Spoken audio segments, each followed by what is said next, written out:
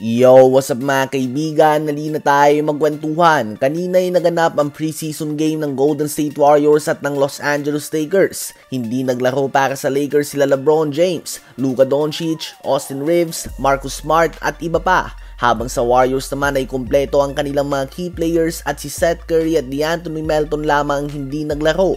As expected ay nakuha nga ng Warriors ang panalo sa score na 111-103. Ang starters ng Warriors ay naglaro ng less than 20 minutes at pinangunahan sila ng 14 points si Steph Curry on 5 of 7 shooting sa field sa 15 minutes of playing time.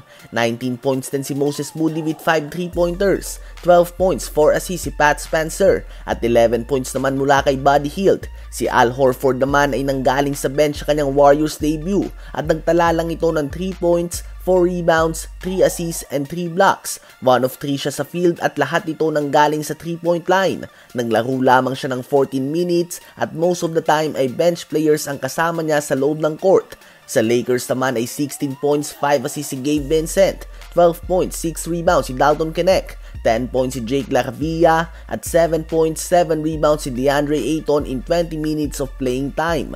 Bagamat nakuha ng Warriors ang panalo, ay andun ang kaba ng mga fans dahil mukhang patungo na naman sa small ball lineup si Steve Kerr. Kanina ang nilatag ng starting 5 ay si Stephen Curry, Brandon Podziemski, Jimmy Butler, Moses Moody at Draymond Green. Kahit na may Al Horford na sila ay mas gusto pa rin nga ni Steve Kerr na gamitin bilang center ang 6'6" Draymond Green. At sasamahan na naman niya ito ng 4-guard lineup. Ang kanilang starting 5 ay may average height na 6'5" lamang. Kahit nga sa PBA ay maliit na yan. Ganun pa man ay pwede natin itong bigyan ng benefit of the doubt since preseason game lang naman ito at hindi naman very dominant center si DeAndre Ayton. Kung magpapatuloy nga na ganito ang lineup na gagamitin ng Warriors, kahit na sila Jokic na ang kaharap nila o ang Dallas Mavericks na may Anthony Davis, Daniel Gafford at Derek Lively II, doon na talaga asahan na uulanin ng batiko si Steve Kerr. Kayo ba mga kaibigan, ano ba ang masasabi nyo sa starting 5 na nilatag kanina ng Golden State Warriors? Gusto nyo ba ito na maging permanente na?